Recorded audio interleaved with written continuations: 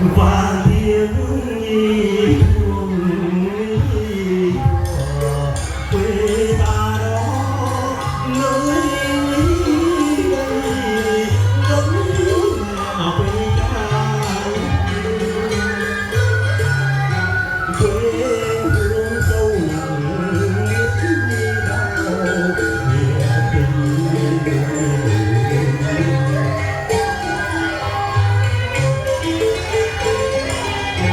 nay về thăm quê lại mái chùa ơi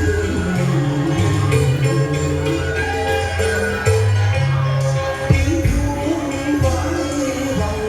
từ ngàn xưa tiếng kẻ tiếng kinh rung lòng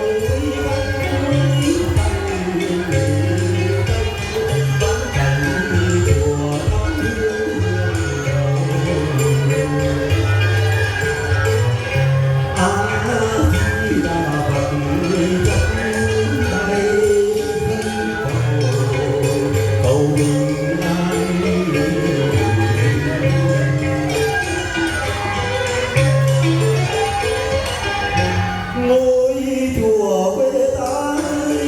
có thừa bao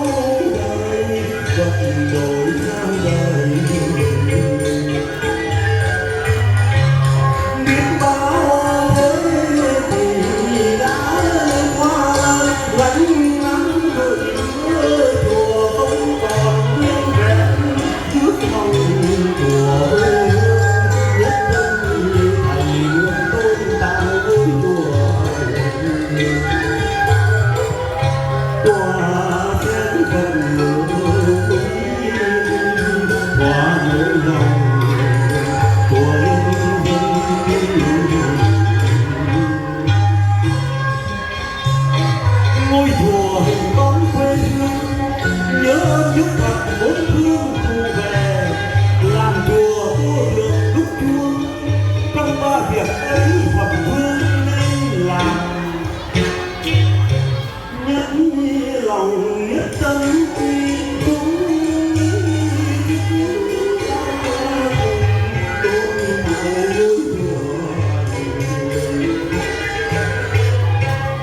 biết bao vấn và trẻ và cái không hề quán với tấm lòng của bà con quê mình làm nên nhiệt tình mong hao hòa nguyện quán lạnh được phai